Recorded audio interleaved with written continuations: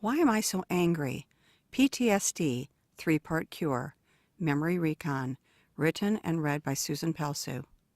This memory reconsolidation is my reaching out to you through intentional self-hypnosis and designed for those struggling with symptoms of post-traumatic stress disorder or secondary post-traumatic stress disorder. Your life may feel like ancient ruins, but it doesn't have to continue that way. I will speak quicker while giving ground rules until our hypnosis talkdown begins. Please don't skip over this part. PTSD is about extreme confusion while feeling lost, coupled with repressed anger. Not that this session can't help with general anxiety, but to participate as one with PTSD symptoms, you will need to focus on your ability to control your flipping between mental states of mind. To stop this session, you simply open your eyes. For those who have suffered mental, emotional, or physical trauma on a military battlefield, in a life-threatening accident, as a victim of stalking, rape, domestic violence, or torture, as a victim of childhood, sexual abuse or neglect, employed by a manipulating or screaming tyrant, married to a whack job, discovered the body of a loved one who died by violent means, or even from unexpected natural causes. For those who've suffered a parent abandoning you, as well as first responders in over your head, even having to put down your favorite dog or cat for health reasons, or have suffered cumulative trauma, asking yourself, why don't I want to get out of bed in the morning? You may have, by default, learned to switch mental states too quickly as a means of survival. I respect that, as it served a purpose at one time. However, for this public session, flipping mental states back and forth very fast will not accomplish our goal. If your mental states change too quickly, you may get stuck in a place you don't want to be in, feeling the full trauma you did the first time. I don't want you in that full mental trauma. You've been there, you don't need it again. Should you have physiological symptoms of reliving your initial trauma, shown by sweating, trembling, racing heart, or other signs of panic, please turn this off and seek professional mental health services immediately. This may be too intense for you. A one-on-one hypnosis treatment program with a mental health professional holding your hand, so to speak, would be a better alternative so that your physical behaviors are observable and instructions adaptable to your needs. You may wish to contact your physician to see if this type of session is appropriate for your situation. Memory Recon is not guided meditation to put you to sleep. It's to help relax you so that you are able to focus and understand your subconscious directives. Understanding is in your heart. Your heart is yearning to resolve. Keeping calm while paying attention will create the patience needed. Self-hypnosis is one tool in your toolbox to achieve hovering in the state before light sleep, which is physical restorative sleep, where problem-solving naturally occurs. Have you heard the saying, sleep on it? There is profound wisdom in getting sleep before decisions are made, especially when reckless decisions make your life spiral downward emotionally and even financially.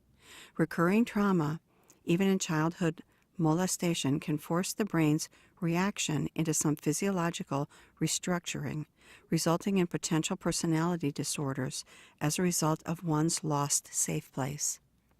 Trusting is not easy nor achievable yet. The timing of trauma in relation to sleep matters. Sometimes it's better to stay awake for a while so that the memories aren't starting to concrete in before receiving professional help. When stability enters, sleep encourages our brains to take the needed time to acknowledge, adjust, adapt, and respond appropriately. You wouldn't feel like you do today if that had happened for you.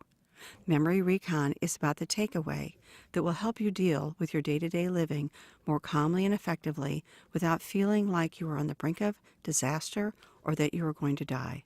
My intention is to keep talking to keep you from getting lost in terror with a bit of intentional pauses so that you can acknowledge thoughts in your mind. You will have brief moments to ask yourself questions. We're basically going to role play through guided imagery. We will work towards the role of you as an objective observer for the most part. I will give some post-hypnotic suggestions for your subconscious to mull over. You decide the best application for your future. Feel free to listen repeatedly to this session, and even while doing light physical activities to keep yourself alert, so that you can hear what is said prior to or even after this self-hypnosis. But no operating mechanical equipment during this session, as it can put you and others in danger. Our subconscious is a fountain of raw human emotions. At times, it overwhelmingly can feel like your mind shifts from confusion or apathy to soaking your feet in a pool of anger while screaming inside, "It's not fair. Someone needs to pay." Lying down is desirable for this self-hypnotic exercise. If you are sitting in an airport or other noisy place, first tap the save icon with the 3 lines and plus sign.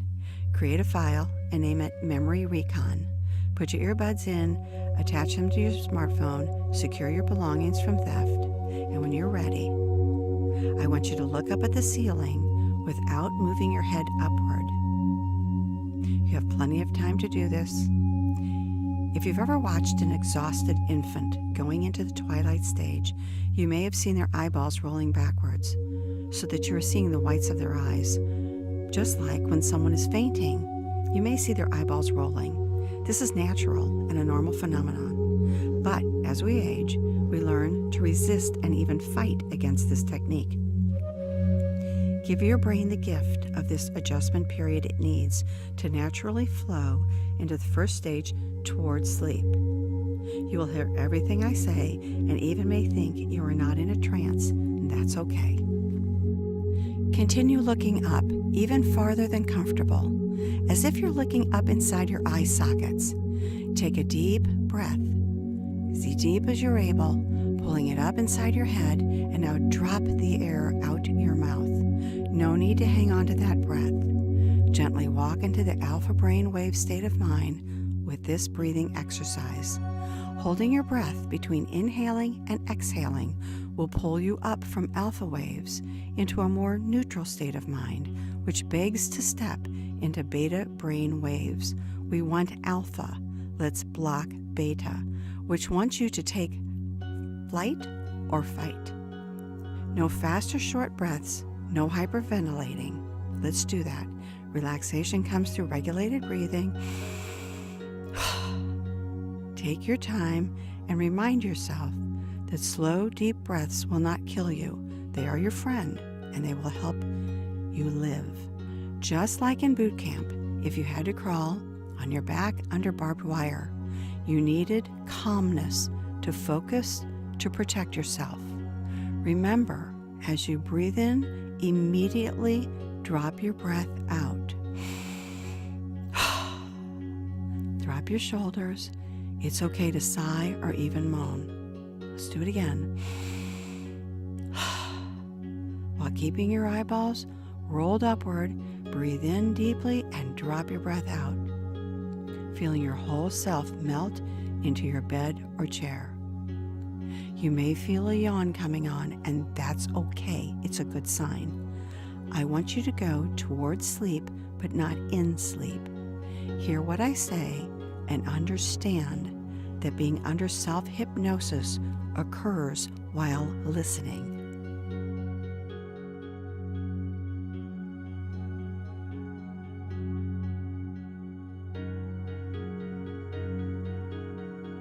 I'm going to count down from 10 to 1, and as I do, I want you to imagine you are like the wax sliding down the side of a scented candle. 10. Close your eyes now. Softly and smoothly allow the wax to pull your shoulders towards your feet. 9. That's right. Release with the comfort of knowing you are still in control. It's necessary to feel your body sinking. 8. Now I want you to use your imagination. What is the brand name of your candle fragrance? As its aromatherapy is released into the air, give it a name. Maybe it smells floral or like freshly sanded oak. It's good, clean, and fresh. 7. The wax is not hot but warm and gently flowing down and down. As it slowly flows, it's starting to congeal into waves. It's melting into the same direction downward. 6. What a beautiful design you are creating. 5. That's right. You are safely creating beauty with colored, scented, imaginary wax as you feel your back melt into whatever it's touching. 4. One more layer and you are riding the wave. Now it's flowing towards the center of your mind. 3. You are riding the wave on a smooth ride. 2. You have arrived at your destination, the center of your soul, with only one more step to take. The person standing inside waiting to greet you is you, but at a time before your trauma happened. I want you to see who you were. You felt safer and more committed to living and growing. Look into your laughing and bright eyes with flirty eyelashes, carefree, maybe a bit naive, but that's okay. Your younger self recognizes you with all your scars, but loves you for who you are right now and is so happy to see you. You are one and the same person, but just divided by time at different stages of life. Join your younger self now and walk into the library of your mind. Maybe your younger version is shorter and at an impressionable age. Maybe he or she is experiencing your teenage years, where you confidently acted like you knew it all, but really knew better. What really matters is that your younger soul recorded in this very library more than you remember. Your younger you is the person that can give you some insight into what happened when life changed for the worse, to help you understand what is happening in your present life. Allow him or her to take your hand and go for a walk in the library of your mind. Let's be fair, this walk's purpose is for a more balanced approach to life.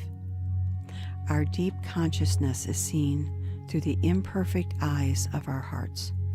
Our memories are stored there in rows and rows of filing cabinets. Sometimes it seems that in a nanosecond, memories are flying out of the drawers, dictating our real-time reactions based on our prior experiences. This deceives us into thinking those negative experiences are still happening in real time, and as if we know the truth about everything. Stuffing the files back into those drawers is difficult and confusing business. Sometimes we are missing out on life during maintenance. It's okay to be cautious about which file cabinet to open. Every drawer contains your personal and unique experiences. If you are feeling physical panic right now, you may leave this session. You can leave the office zone by opening your eyes.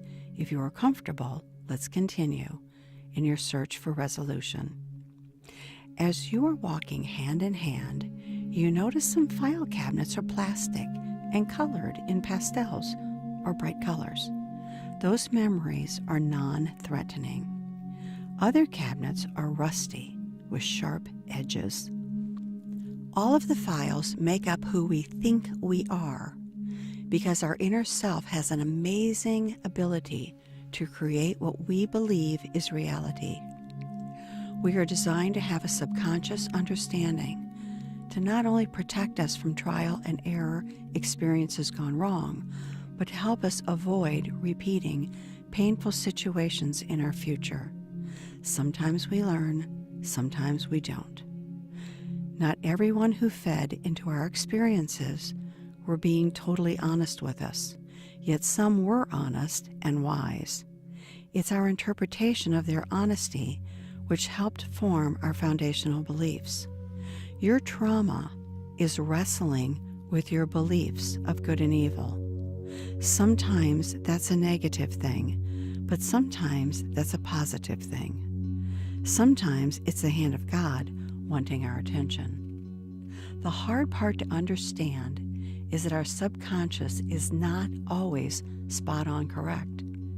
We can't always fully trust our subconscious to tell us the truth. It is not God. It is, after all, still human, impacted by other influences. Our subconscious can be a precious gift. It's not helpful when it guides us into panic, falsely encouraging us to harm others or ourselves, or giving us over to despair. It's never okay to act out and harm ourselves or others, because we are not animals. We have a soul on loan from the ultimate creator of humankind.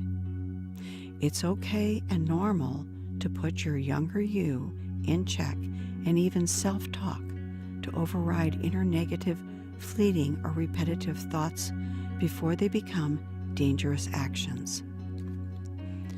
Despair is giving up, like living in a dull, dirty, painted room that is crying out for a fresh coat of white paint.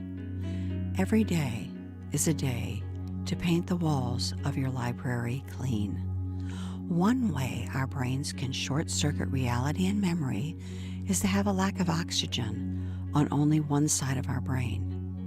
We depend on equal oxygen in both hemispheres at the same moment to function.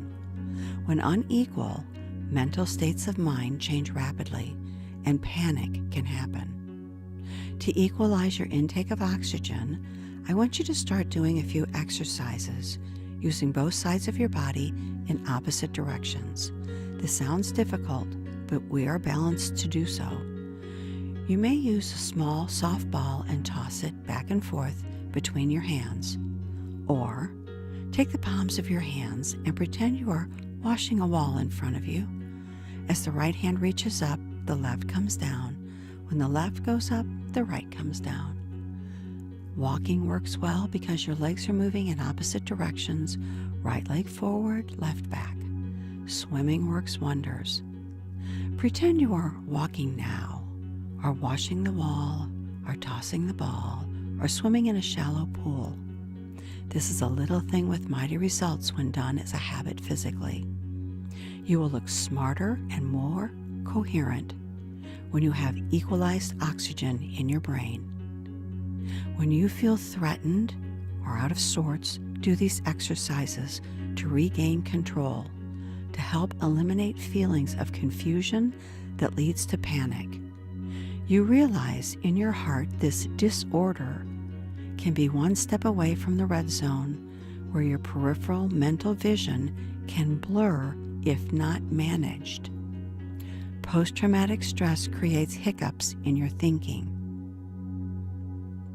You are going to help your brain hold and change mental states appropriately from now on. The disorder can become power under control. Another method, when you start feeling confused and threatened or scared in a new situation, I want you to walk around your perceived pitfalls. Otherwise, you can get stuck for a moment or days at a time over seemingly minor issues, making a mountain out of a molehill. Pretend this is a video game. Avoid all pitfalls by paying attention and responding appropriately with balanced exercises. I want you to start practicing being open-minded to what others are saying and give nonverbal responses like nodding your head to show you are actively listening. You are going to hear and remember what others say according to their words without filtering and interpreting. Just study the facts.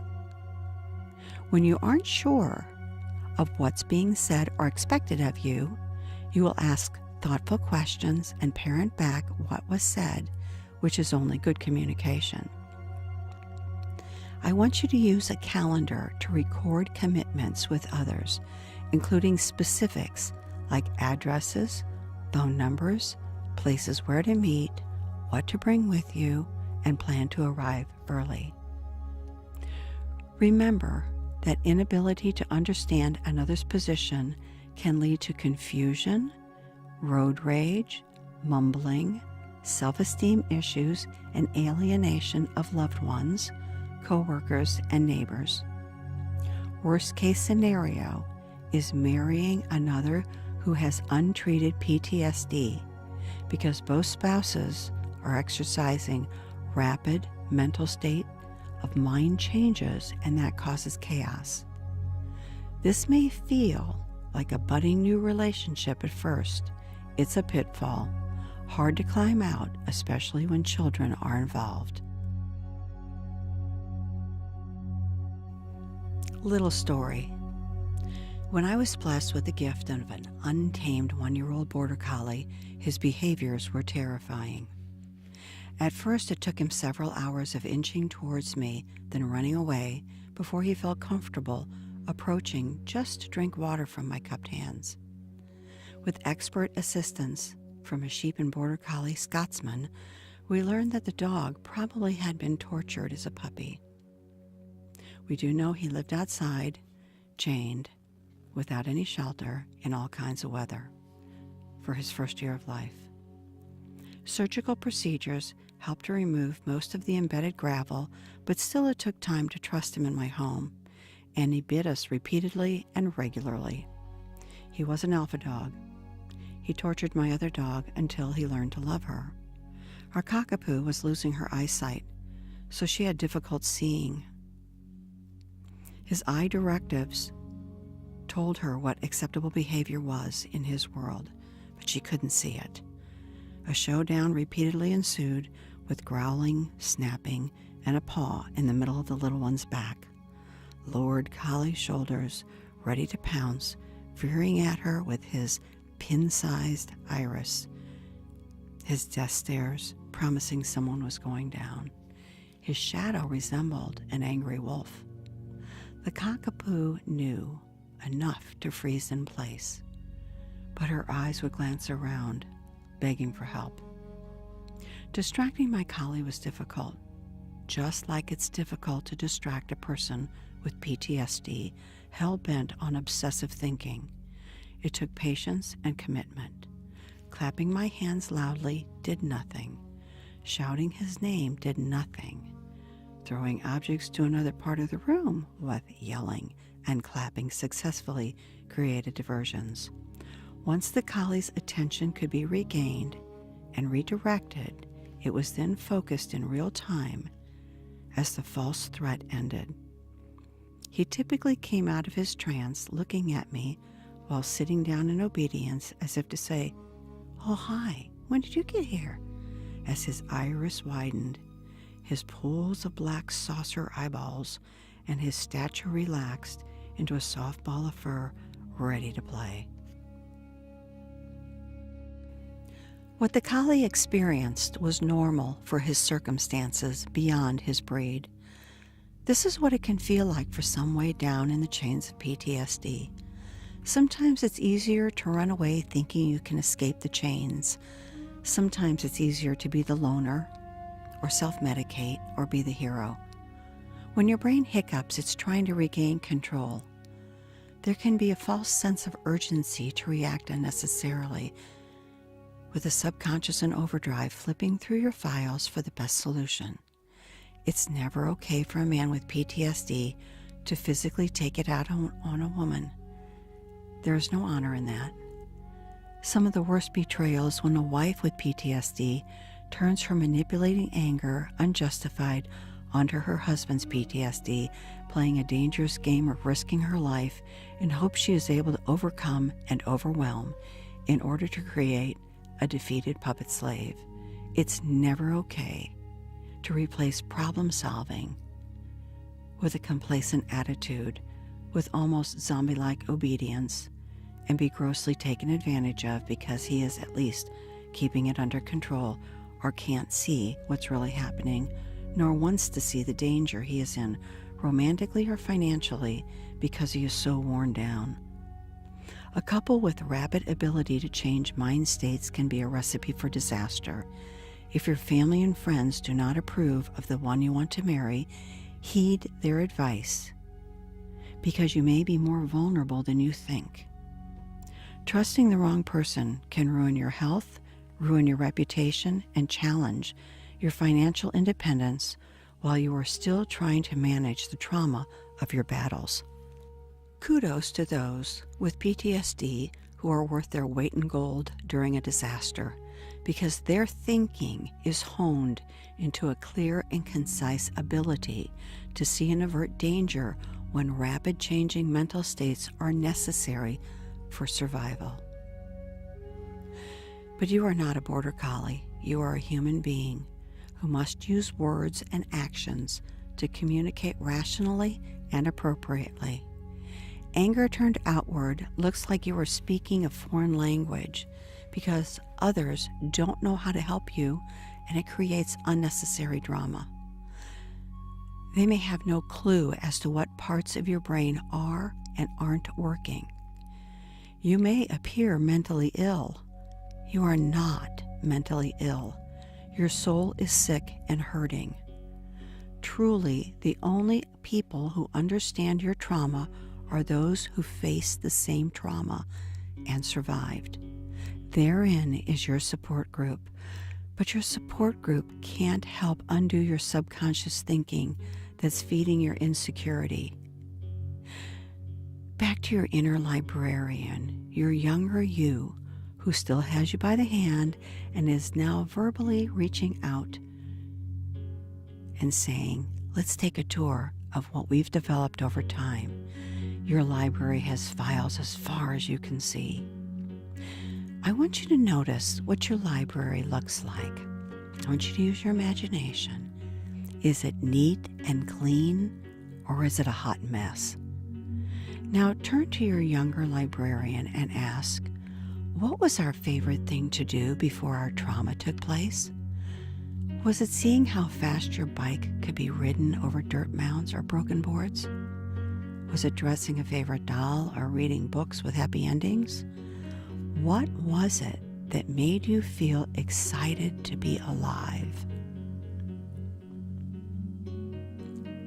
Inside your subconscious library, files are stored in these cabinets with those pleasant thoughts and memories. When did you have a time of little or no fear of things or fear of some people? When did that feeling change? And who were you with? Think about that as you walk up to the file cabinet that we need to explore. There it is, the one seething with green acid that's dissolving the metal drawers that hold your nightmare memories.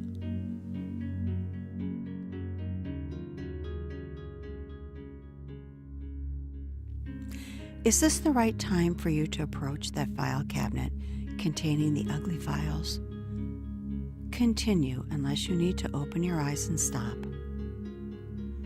This rusty file cabinet has a label.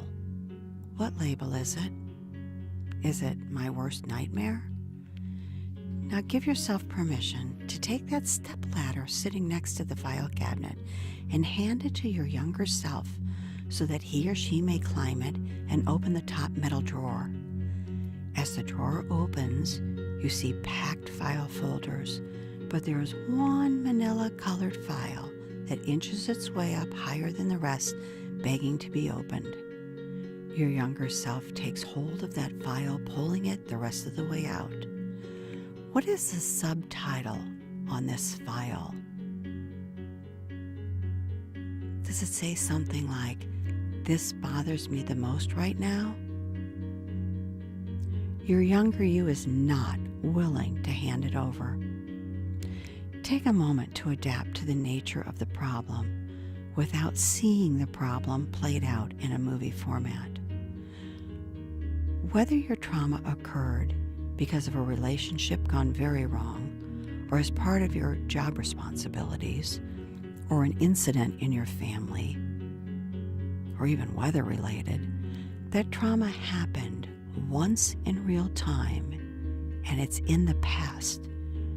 You know that, but your brain forgot to tell your heart it's over. Your subconscious has been snail mailing you prickly messages for you to resolve this problem that you've kept locked away in that rusty file cabinet.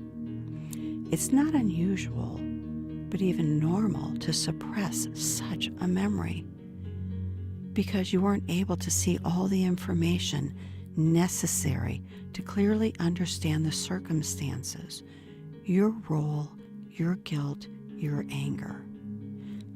Maybe you want someone to pay for this crime against you. Or maybe you want absolution for willingly participating in an act that harmed another. Your triggers are pricking your soul. It's hard to move forward when someone is holding onto the shadow of your foot. Maybe this thing was against your better judgment, or maybe you feel guilty because you enjoyed it. Either way, it's recorded history in your mind.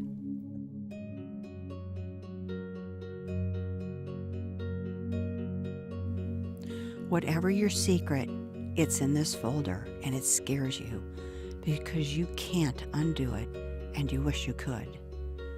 This file is dated. It is timed, but it is not alive. What is the year on the outside of the folder? How long has it been since this happened? It's been that long? Its sting sometimes seems to be growing stronger, even out of proportion.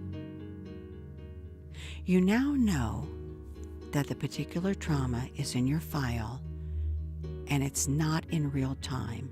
It can no longer hurt anyone. It only contains a hologram image, as if the trauma could be happening right now. You will be able to see yourself in the story when the file opens, but I want you to look at it as if this is not you. Be objective. Feel no pain, feel no anger, feel no revenge. You will see the horror from the perspective of an older, wiser person, and just for a quick moment. What you will see is the looping news story that is overshadowing your decision-making every day since. If you feel you are becoming an active player in the movie, I want you to stop and slam the file shut. If you are starting to sweat or you're being shaky, I want you to close the file, then open your eyes before you get lost in it. If it's okay, let's continue. Your younger self hands the file to you. Ready, set, open. Open your file now. What do you see? Now close and slam it shut. That file is closed. Take a deep breath and let it drop. That horrific incident, what you saw, what you just heard, what you just smelled, what you did or didn't do to prevent it is not happening anymore. You are left with feelings of the image overshadowing your sense of right and wrong, even sense of duty. If you are trying to crawl into that file thinking you can fix it on your own, then open your eyes and start over. If not, let's continue. Do you blame yourself for things beyond your control now? Do you need to look one more time? If you do, then ready, set, open. Open your file now. What do you see? Now close and slam the file shut. Is there any difference from the first time to the second time? What does your anger look like now? What injustice do you feel? That painful power must be completely diffused because it cannot be undone. There is another file, however, that can be wrapped around this disgusting file. It can take away the ugly power. It can cleanse it. It will bleach it. I could tell you to make the power of pain wither like an autumn leaf that dehydrated and is blown away in the wind. I could say your anger is contained in a balloon, growing bigger and bigger, and with a tiny prick can deflate over time. All that would do is maybe treat your symptoms, but not the root of the cause. What is the root of your pain? Is it not unforgiveness? Unforgiveness is supplying the energy that keeps your movie looping in your gut, twisting like a tornado, picking up garbage along its path when a trigger word or event happens and the debris falls on you. Maybe your triggers are a change in season, a birthday anniversary that can't happen. Maybe it's a certain holiday, a news story, or loud noises, or a shadow behind you, or even a single word that takes you back to the grim setting. Stop allowing this initial incident the power to hold you hostage, awaiting resolution that can't happen on your own. This is not something you need to take with you to your grave.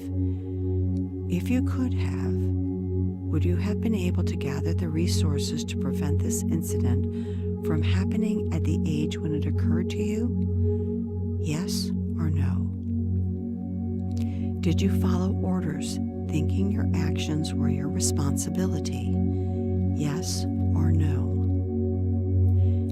Did you feel that your back was up against a wall and you had no other choice? Yes or no? Who betrayed you? Was it a parent or sibling? An instructor? An uncle? Your government? Or your ideology? Were you the intended victim? Or were you a helpless witness without the ability to really make the difference? Hardest question ever. Do you believe there is invisible blood on your hands or heart that won't wash away? Don't despair. This is a temporary problem.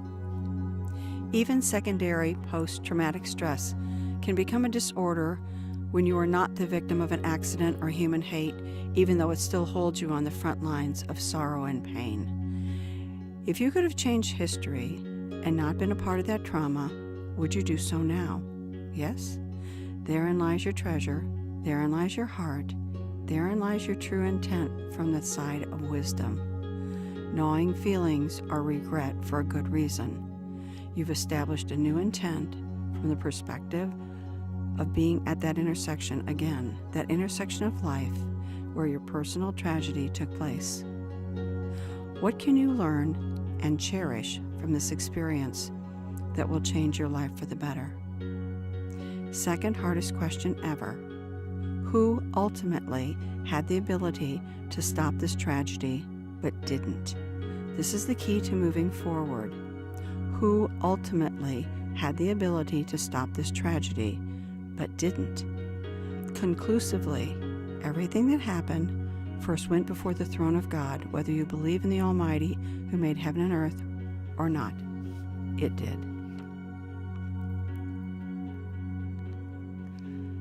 How can you have a personal relationship with the one in charge?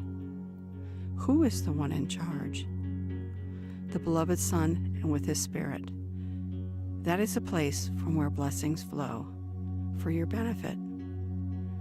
The church's prophets understood, but they were treated mercilessly for knowing the truth. Look for a moment at that bar stool sitting in the corner. There you are.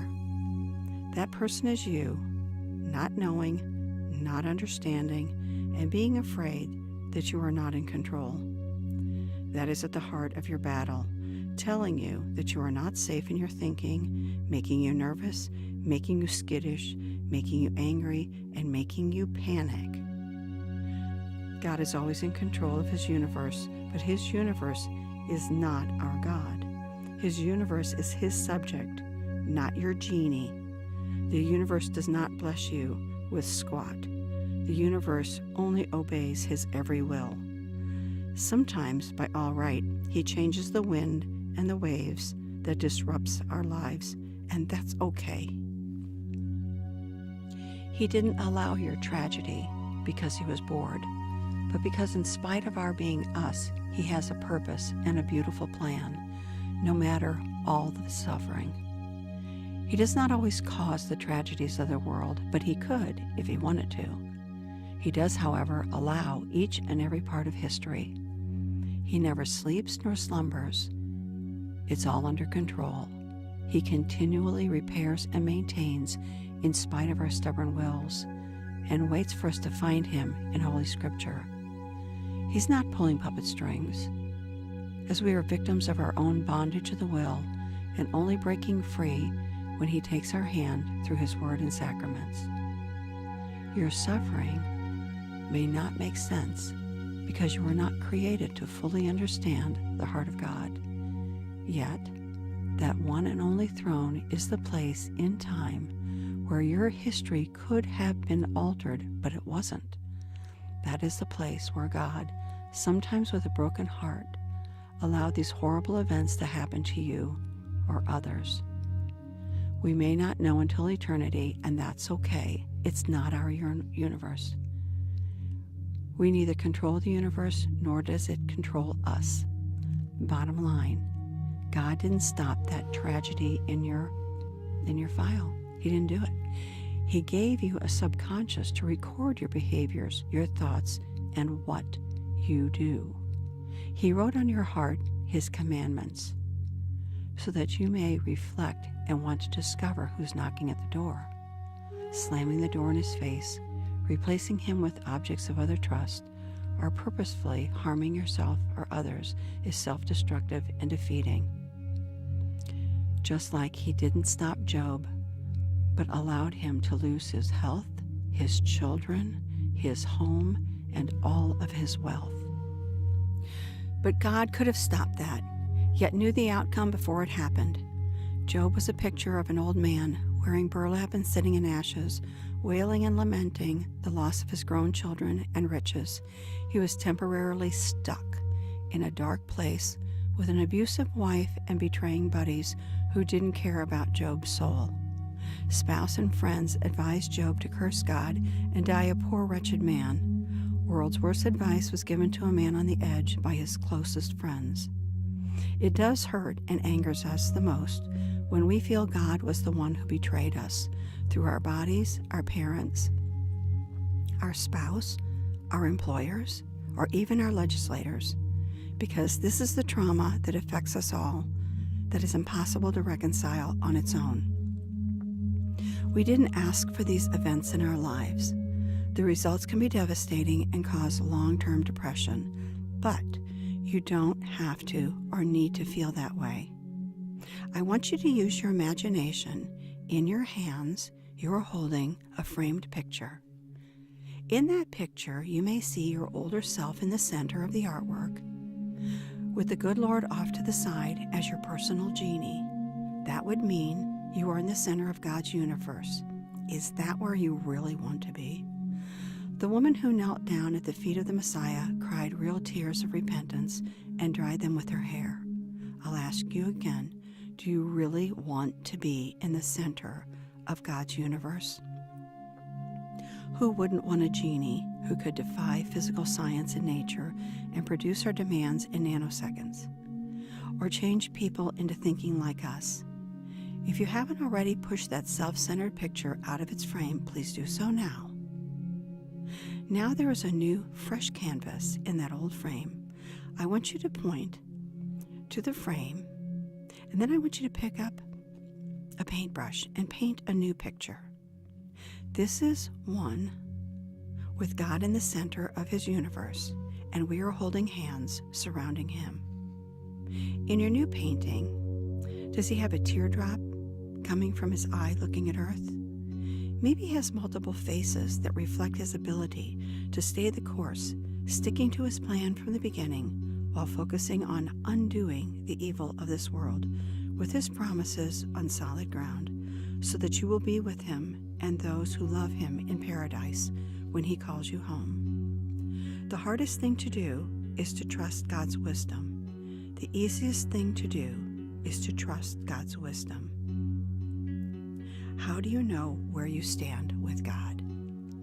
Some say the same sun that melts the ice hardens the clay. If you are feeling angry and even angrier and even out of control, maybe your clay is hardening. Your anger in your heart is consumed with arrogance. It is your slamming the door in the face of the Lord. If the child inside your mind is throwing a temper tantrum, you are asking God to put you in the center and have that addressed by him. With tantrums, a parent may ignore or stop it with physical means. How would you like God to deal with you? You can't escape, alive or dead. You can't escape him. A stubborn child, a stubborn adult will be until the Lord loves the crap out of you. Where can you find him? He isn't going to have conversations with you in your head as if he is your BFF texting you. Make no mistake, he will guide you through others, but he won't be telling you your every move, like what to wear today. You are not the face of Christianity when telling your coworkers God instructs your wardrobe every day. That's crazy talk. You will find him in his word, his holy scriptures. That's where he wants you to look. That's where he is waiting for you. If he wants to do otherwise, that is up to him, not you. Open the only book that can transform your lifestyle from thinking you are the center of the universe to the creator of the universe, wanting to have a personal relationship with you. Little story. When my husband and I lost our first child through unintentional miscarriage, I was told by a friend this tragic experience appeared only as a negative thing to me. He could see deeper. He explained that when my grieving passed, I would be able to examine in the light an enriched sense of empathy where positive results would grow, helping others in spite of our loss. I thought he was nuts.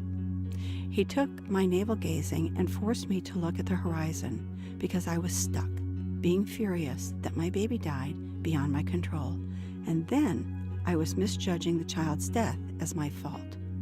When he introduced a mere exercise in empathy and put that upon my shoulders, purely for the sake of strangers, I was digging in deeper.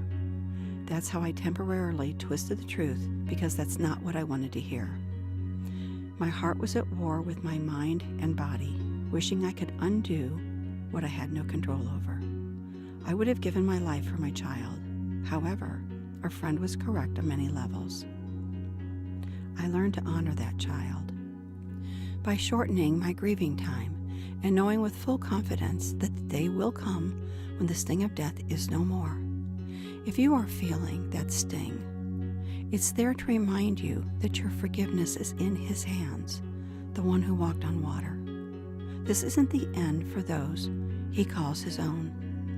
The pain is in thinking our parting ways are absolutely permanent, but that's not necessarily so, because no illness, no act of man, no accident of nature can prevent us from being with those who love God. I will be with all of my children that prematurely died, maybe not today, but someday when I'm called into the afterlife. They are there with their grandparents and all the ancients awaiting my arrival. This is my fuel that powers every day. I'll never get over losing my first children. I can't and won't forget, because my mind keeps that record on soft pillows. If you were a part of Life and Death Matters that you are holding yourself responsible for, or if still angry with God for his recalling the breath of your loved one that he owns, there is always hope for you. If you were the reason why someone left the face of this earth intentionally or unintentionally, it was ultimately God's decision to allow in that moment in history. That doesn't mean you brush the dust off your hands and walk away to wreak havoc and mayhem. It means you are indebted to the one who forgives you, just like the woman crying at the feet of her Lord and receiving forgiveness. The ice in her heart melted. God's got this. He doesn't need you worrying about it. God is able and gives physical bodies with the ability to heal a simple cut in our skin. Do you think for a moment God can't heal you now of the worst emotional tragedies in your life? Snickering and scoffing and using profanity and resistance against him and others hardens your clay. What we don't know is just as important as what we do know. When you assume that your life and body are yours to do as you please, you assume you are in total control, but that's not reality. Respect for the Lord is the beginning of wisdom. Fools resist his love, his compassion, and his forgiveness. Miracles happen every day. God intervenes where he wishes, but not to be your genie of your wardrobe. It takes grace and faith to believe.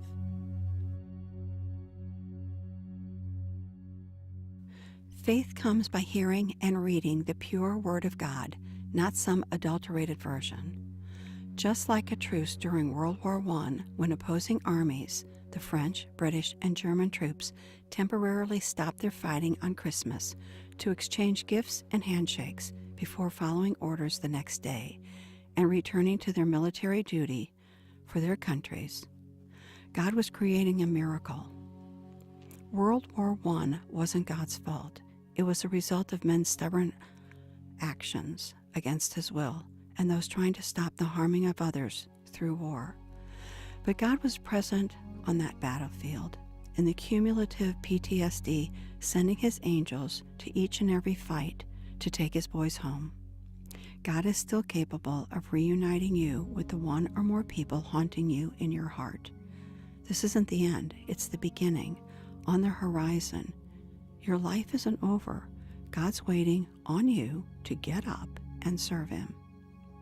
The day may come when those in your nightmares are waiting with open arms at the pearly gates of heaven, waiting to forgive you in person. You don't know that that's not true. It's totally up to God. During another war, the American Civil War, the North and South bunked down for the night with campfires on both sides of the river, separating the two armies. Back and forth across the stream, and before returning to the next day's battle, the opposing armies in blue and gray uniforms sang a Christmas hymn, alternating verses miraculously with their fellow Americans in partial disagreement of the value of certain Americans' lives based on their skin colors. The Lord could have returned to earth and ended that war. But if he had, you wouldn't have been born yet. So he didn't, because you are that important to him. Instead, he patiently sent his angels to collect the souls of those whom he loved and who loved him on both sides of the battle. Lots goes on in the invisible realm. Just because you can't see it doesn't mean it's not happening. Divine intervention is reality. You are a miracle to even have been born. You have value. You have value to the one who died for you. I want you to look for all the details and find hope in your life. We're all in the same boat of hurt and forgiveness. Never assume it's over until God says it's over, remembering you are not God and don't have the rights that he does. Allow his leading you through his loving kindness to be his decisions in your life. Harm no one. Every day is a new day to paint the walls of your library with clean and sparkling white light with the blood of the perfect Lamb. Learning gratitude is crucial and a gift to stop ruminating like a cow chewing its cud. Gratitude only comes from the one who reunited humankind with their Creator. Stop chewing on your sorrows.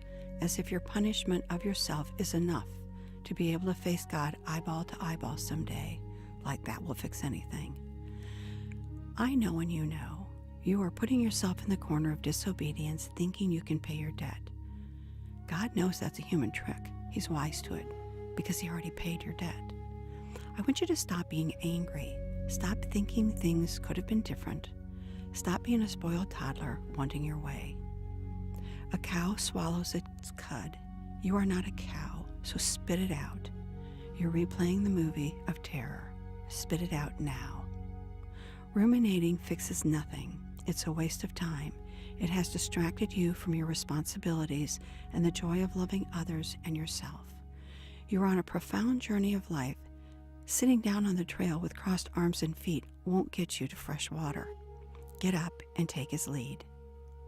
I learned to be grateful and at peace for every and each level of trauma. It's made me who I am, even with the internal and external scars and wear and tear on the body and soul. These are my badges of honor. They're your badges of honor too, not because you are a martyr, but because it's obvious when we are at our weakness. The God of Jacob is his strongest. This is reality. If no one is ever weak, then no one needs God. We all need God every day. He zealously loves us and wants to be the center of our universe. But if you don't believe in God, stay with me to the end of the session and take away what does help you for now. The secret is that everybody experiences trauma in their life. Some generations in some countries experience it tremendously more. It's your response to trauma that makes your trauma a disorder or a higher calling, with the purpose to serve him by serving others through your very own means, not the means of others, your personal means. It's your responsibility, not others, as they have their own trauma going on. You are still in your library, and if you have plopped down on the floor with crossed arms, thinking you are alone in the worst of worst trials, then think on these ladies. A friend told me she was to marry her love when World War II broke out, but he was drafted into the army too quickly. He died while serving his country, and Ruth never married another. She was a delightful woman into her old age, not bitter, but lived with her fond memories of the man she was to marry. I have no doubt they are together in eternity at this very moment, from the details Ruth shared before leaving this life. Another friend named Edna, as a child, was sledding with her younger brother, her only sibling, on their snowy hill in Pennsylvania, when she witnessed her little buddy's unthinkable death. From the perspective of this elderly woman, she was able to recount the entire vivid incident to me, portraying the gruesome details and horrific reaction of her mother and others when little girl Edna kept screaming death screams. Her little brother's death was clearly an accident, but his passing was the result of Edna's sledding brainstorm. It was truly a watch this moment. This was something Edna had to live with for 80 plus years. Edna neither was a bitter woman, but delightful and so sweetly calm. Both of these women overcame their trauma because both of these ladies, Ruth and Edna, told me they had something that most didn't. They had great hope and faith in the one who heals into eternity. Therein lies part 1 of the cure to PTSD. Part of the contributing problem to our trauma remains in our lifestyles. We are training ourselves that success seems easy until tensions arise, so that problems are resolved and the characters are required to live happily ever after. Life would be incredibly sad without hopeful endings. It's all around us, inappropriately, through self-medicating, temper tantrums of fits of anger, taking advantage of others, entitled stealing, cheating, and lying. There's no reason why you can't be happy about every day with the right attitude. The American children's program, Bubble Guppies, pretend on their schoolyard at recess. All of their adventures end with their make-believe characters living happily ever after. I love the Guppies, their songs and personalities. I love the fact that someone wants to live happily ever after. No excuse is acceptable. But this short life is more like documentaries. What matters is where we go with the hurt. Trying to prove God doesn't exist or prove Him wrong places you in a position of needing to be corrected. God is patient, He's not stupid, and His Spirit will go wherever it wants. Anger at God is the root of every problem, which morphs into behavioral disorders, changing your brain's pathways, negatively impacting our personalities, writing our future history, making ourselves lonely, and sadly, sometimes on the path to self-destruction. Damage happens when the unexpected tsunami of emotions is life-threatening. And in an unnecessary panic, those without hope turn their violence inward first. From now on, when you feel threatening to yourself or others, you will not turn your anger inward. You will close your eyes, breathe in, and drop it out. And then, who will you turn to hold your hand? Take that one's hand in your hand now. Look in his compassionate eyes. You are not alone in this struggle. About 125 generations ago, human destiny changed from bliss to hiss. Some believed in the promised one to come and reconcile the world. They had hope and passed into the afterlife in hope. What caused your file to be written happened to your ancestors too. Your ancient relatives faced many traumatic situations. Some turned to stubborn disobedience, making up fake tranquil paths to their fake gods. Some fell on their knees for mercy from the Creator of the universe. All lost something. Some gained everything. Hoping that traumatic file in your hands, what were you grieving the most?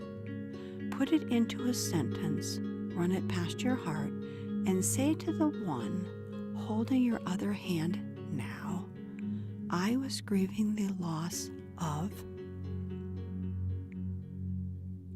Only you can answer what you lost. I'm asking, was it your feeling of safety, your innocence, your will to live, or was it the reality that violence is not like it is in the movie theater or in a video game? It's different and horrific when it includes death screams, and you still may be hearing those voices in your head. I want you to put your head on the side and let those screams come out your ear and leave your mind and heart only to fall at the foot of the cross where forgiveness happened once in history for all humankind. When we refuse to give it over to God, that's when we are telling God how things are going to go. That's the fertilizer that grows our anger unnecessarily. Whatever it is, your grief is still a temporary problem on the face of this earth. Not resolving that problem and wrongly thinking your trauma is a permanent problem takes your eyes off the temporariness and places you and maybe others in grave danger. Whenever you are tempted with those thoughts hounding you to give way to panic, you will remember that that is not power, that is your brain hiccuping, and that it needs equal oxygen. Harming yourself or others, never, ever, ever appropriate options. You will not gain from harming anyone. You will only lose and offend the ruler of this universe. The total absence of God's loving light is hell. We cannot see through the eyes of God's wisdom for allowing whatever it was that happened. Wouldn't we all go back in time and rewind our history clocks if we could? What we can do is learn from seeing ourselves once trudging through the fire pits of hell and now finding that gem of gratitude buried in the brimstone and sulfur in order to survive stronger, so that we choose an honorable life of defending others who helplessly cannot defend themselves in the name of the Lord. Our anger does no one any good. When we fold our arms, turn our back on God, or criticize Him as if He can't hear, that behavior must stop for your own good. Hurting the Almighty's followers is in fact declaring war on Him. He slapped Saul, the Apostle Paul, right off his horse, blinded him with his real bright light, and gave that egotistical man a Dutch uncle talk, asking Saul, "Why are you persecuting me?" Standing where Paul once taught the Corinthians in the ancient town of Corinth, Greece, I saw the tiny room where he welcomed the residents, even the prostitutes with their bald heads, who were waiting for the sailors off the Aegean Sea Bay. Paul spoke to that community that is now surrounded with modern homes, water systems on tops of roofs, olive trees and pomegranate trees in their front yards, and friendly dogs that wander the grounds. Paul marked for us, the future generations, an ancient community touched by the hand of God, right down the road from Kalamata, Greece. He went to the Gentiles and shared the gospel. A wise man said, "If you want nothing to do with God as you walk this earth, He will make sure you get your wish in your afterlife." When God looks down from His throne, He sees all humankind. You are part of that plan. Lifestyles and genetics can morph into fatal diseases. Sometimes God gives a victim time for focusing on Him. Like a mouse stumbling upon a sticky trap, time can run out to make an escape. Make no mistake, God has an incredible sense of humor, but He will not be mocked forever. Every knee will bow before Him, the ones who wasted their lives. Every knee will bow before Him, the ones in pursuit of foolishness. Every knee will bow before Him, the ones hell-bent on destruction. Every knee will bow before Him, the ones thinking His 10 Commandments are only suggestions, like living together as married when not. Every knee will bow before Him, the ones who are bullies, liars, cheats, and thieves. Every knee will bow before Him, the ones who are and the ones who say they are His faithful following but are not. Ruminating your past looping movie has been your silent cry for help. There is hope for you. Open your eyes and see with your heart and mind the good news that God agrees with your rebellion against Him and is willing to take your blame from you and for you because of 2 things He did several thousand years ago, as recorded by Matthew, Mark, Luke, and John as eyewitnesses. Your and others' actions that caused your trauma is ultimately in the bag of disobedience that He took upon His shoulders as if it was all His fault. He took upon His broad shoulders all the wrongdoing that did or will cause all trauma of this world, even yours. He took your blame. His baptism was the catalyst that made it possible for humans to be able to kill His physical body. Otherwise, He could not raise Himself from the grave to be alive. Had He not taken upon all your screw-ups, His plan would not be able to be fulfilled and His promises rendered helpless. He did, and it was finished when He said it was finished. His Father turned His back on His beloved Son for just moments, so that Jesus truly went through hell for you. He is risen now from the dead and is alive. No man-made God can claim that. Make no mistake, evolution is not God. That has the chances of a human descending from pond scum with the same likelihood as a large amusement park and its rides left as a result of a tropical tsunami or mudslide or snowy avalanche.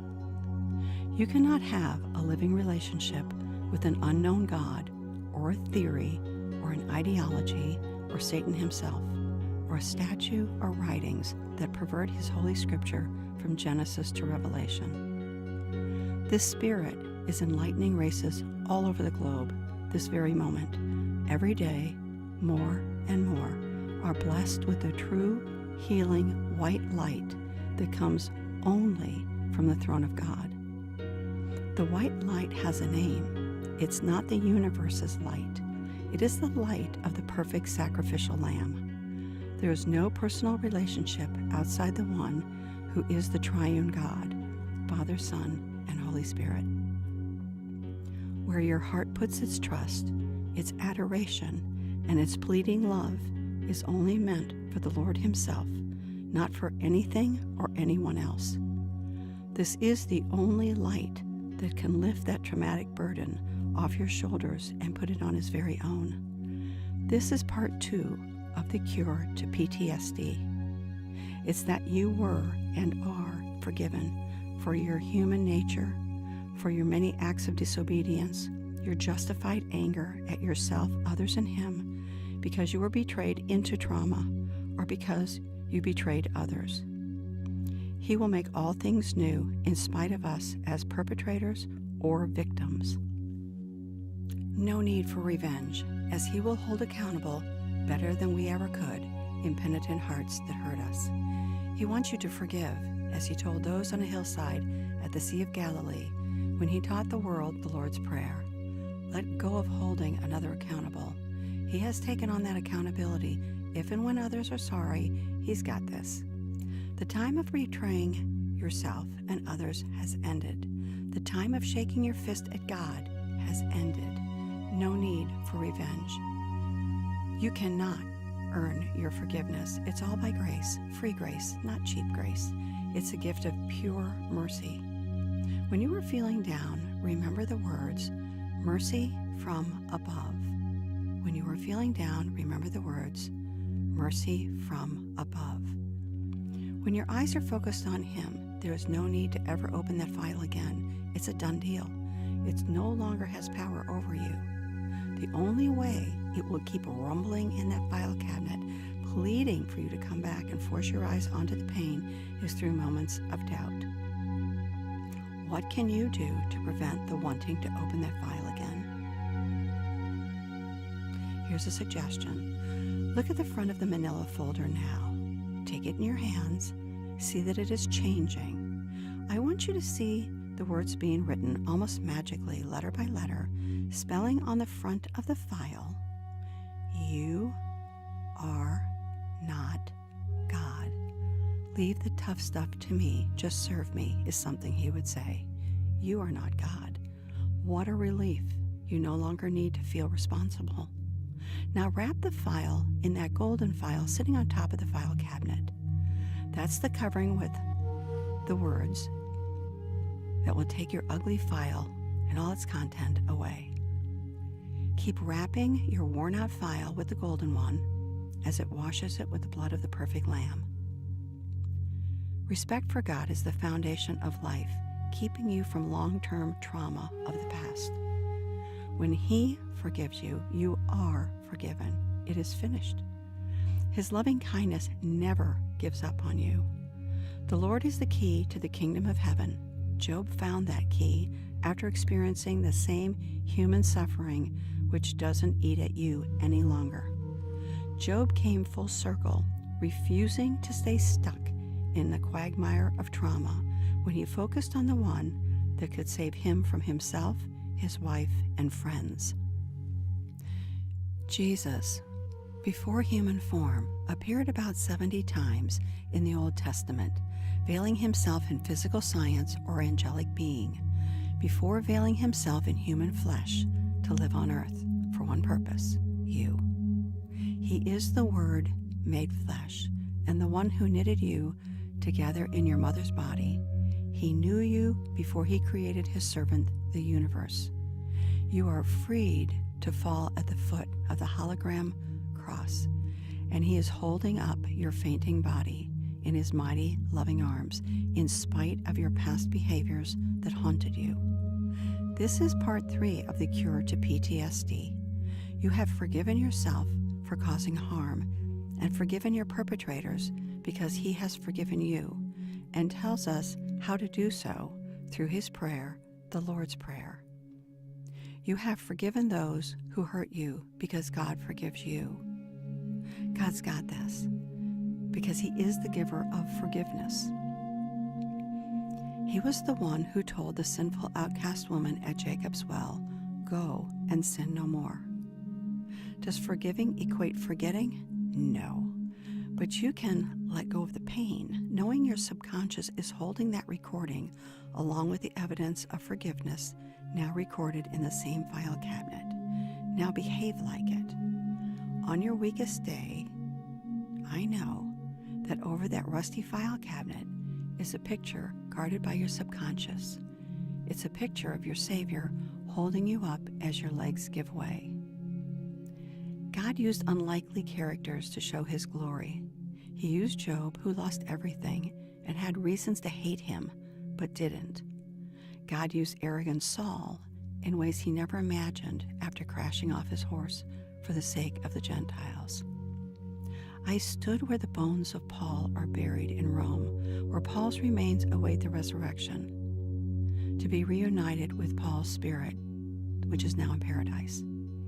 I can assure you, the world still takes this Paul very seriously, but the Roman land has not been excavated totally of Nero's former property. God used Roman Pontius Pilate, who was more worried about his retirement than the death of a man he didn't see as God. Legend has it that Pilate became a Christian in his retirement. These and a great deal of others known in Holy Scripture, whose private lives all have the same thing in common: trauma and the need of forgiveness. They suffered, they were confused, they all had hearts and minds. Some were shown mercy. God used Lazarus, who Jesus raised from the dead shortly before he was nailed to the cross on Golgotha. You are alive, and he has plans for you now. You are still standing in the library of your mind, but we've worn out your little you. You have been given 3 cures to PTSD, yet one answer: forgiveness. The first, Ruth and Edna, had every reason to hate the Lord for taking their loved ones. Instead, they each had a great hope and faith in the one who heals into eternity and felt compelled to share it for the sake of others. The second, you were and are forgiven, even for your act of disobedience or witness, your justified anger at yourself, others, and him, because he said it is finished, and his word is the seal of that forgiveness. The third, you have forgiven yourself because he has forgiven you. In this relaxed state of mind, you discover the root reason and what was feeding your post-traumatic stress disorder that loomed out of control, torturing you. The memory was tamed, the serpent's tail was neutralized, because you are protected by the one who died for you. You own the treasure chest of solutions. The words have faded in that rusty file cabinet drawer because it's wrapped in gold, sprayed with frankincense and myrrh. Those words can no longer accuse you. You were forgiven, you are forgiving, God will bring good from hurt. There's no point in staying here any longer. It's time to leave the library of your soul's mind. See with your eyes and speak from your cleansed heart from now on. Wave to your younger you and bravely walk away now, knowing that when the Lamb of God forgives, you are forgiven, and his forgiveness can't be undone. You can deal with life in a positive manner, knowing he's got you, and will light your path with his eternal love until you meet him face to face without fear but joyful anticipation. It's time to go home now. If the accuser points his finger, his burning finger at you, and your brain should hiccup, remember who holds the world in his hands and get behind his robes of mercy for protection. I'm going to count as you slowly leave your twilight stage and return to the more neutral brainwaves. 1. Make plans to behave in ways that reflect your newfound courage of obedience to his will. 2. It's okay to live your best life possible with a sincere smile on your face, because that makes God happy. His biological brother James, who knew him well, said, "When you're happy, sing songs of praise to God. Otherwise, talk to him." 3. Feel your body reviving, rolling your shoulders, loosening your neck muscles. 4. You no longer have to worry that the incident that tormented you will be forgotten. Even though forgiven, your subconscious can remind you if your head gets too big. Your sub has the ability to humble you, pointing to the golden vial cover where you will smell frankincense and myrrh. Because Emmanuel, God with us, has forgiven your repentant heart, mind, and hands, they are all forgiven. 5. Remember, your subconscious has his or her agenda, and it isn't always trustworthy, but it has been light bending to shape your stories into your realities. However, you can count on it to try to keep the records as they happen, and that's okay, as long as you are looking through the lenses of faith and remember who declared victory over hell. As John the Baptist said, be baptized. Once we'll do it in the name of the Father, the Son, and the Holy Spirit. Believers are marked by the Lion of Judah, and truly he is the only one who has your back. Herein lies your homework to fuel your source of empowerment in getting on with your life and helping others. When you are harassed by the evil one, you can say, with the rest of the muddy, tattered, disgusting-looking bride of Christ, leave me, I am baptized, and he loves me. 6. Life and living means something more to you now. You will pay close attention to details, no matter how tiny they seem. Be of integrity and honor. Obey the speed limits while driving, not because you have to, but because you want to. 7. Negativity no longer defines you. Positivity of hope inspires you to a higher purpose and calling. 8. Practice your exercises to equal the oxygen levels in your brain. Toss a ball back and forth, wash an imaginary wall in front of you, walk or swim. When you feel the need to react negatively or with anger, take off the blinders of ignorance and walk it off. Clear your head by talking to the one who is listening and answering you through his holy word, the Bible. Force yourself to hear what other people are saying while your ego sits on a chair next to you if it needs a timeout. 9. Rest in the arms of the one who pulled you from the depth of despair and is leading the way with his light. Let Job be your poster child. Don't let your behaviors reflect those who hurt you. Remember, Saul's behaviors against others were persecuting the Redeemer of this universe. 10. Open your eyes and take a moment to adjust, reflect, and plan positive and appropriate behaviors, knowing that at the end of the day, he neither sleeps nor slumbers and holds you in the palm of his hand. Thank you for listening. Feel free to leave a comment if this audio was of help and share this experience with your friends on Facebook. I am Susan Pelsue, and this is Memory Recon. Pelsue out.